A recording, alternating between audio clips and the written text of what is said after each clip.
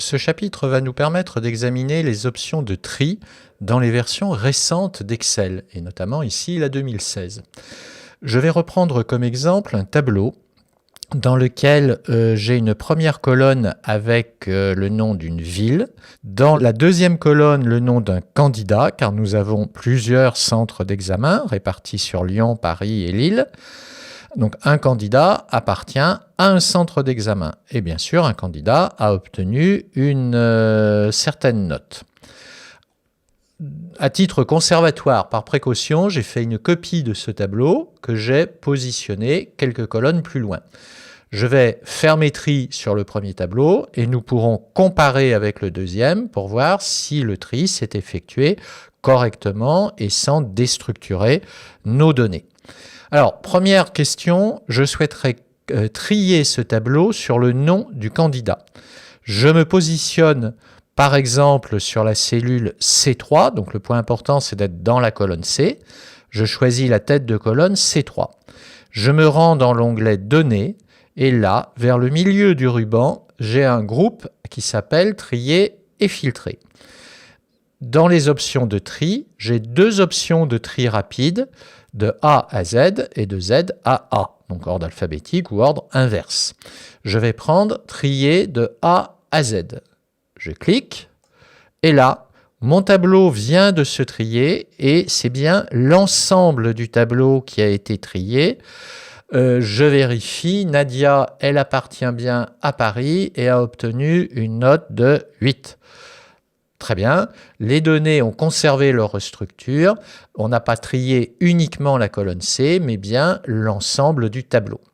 Je vais annuler ce tri, tout à fait en haut à gauche, dans la barre d'accès rapide au-dessus du ruban, je prends l'icône de « Annuler » et je reviens à l'ordre initial. Deuxième essai. À mon avis, ce n'est pas la bonne solution, mais on va bien voir. Je vais sélectionner les données de la colonne C, de candidat jusqu'à Alphonse. Et là, je clique sur l'icône AZ, comme tout à l'heure.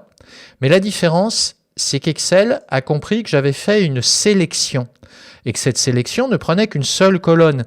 Alors tout à l'heure, il avait été assez intelligent, d'abord pour constater que la tête de colonne, le mot candidat, ne devait pas être trié, donc la tête de colonne était restée où il fallait, et d'un autre côté, il avait étendu le tri à l'ensemble du tableau.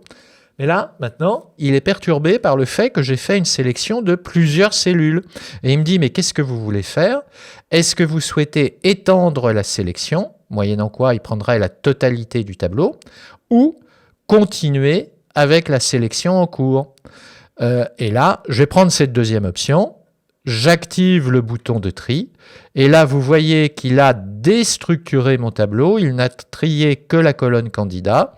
Il n'a pas trié la colonne ville et la colonne note. Donc Nadia, elle se retrouve à Lille avec une note de 16, alors qu'elle était initialement à Paris avec une note de 8.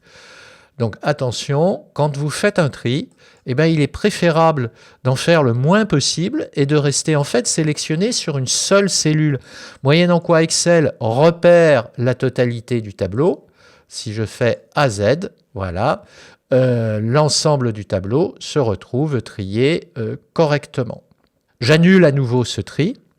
Je voudrais juste vous signaler, pour terminer cette séquence, que j'aurais pu, avec ma souris, me contenter d'un clic droit sur la tête de colonne avec le mot candidat, prendre l'option trier et activer le tri de A à Z pour un résultat similaire.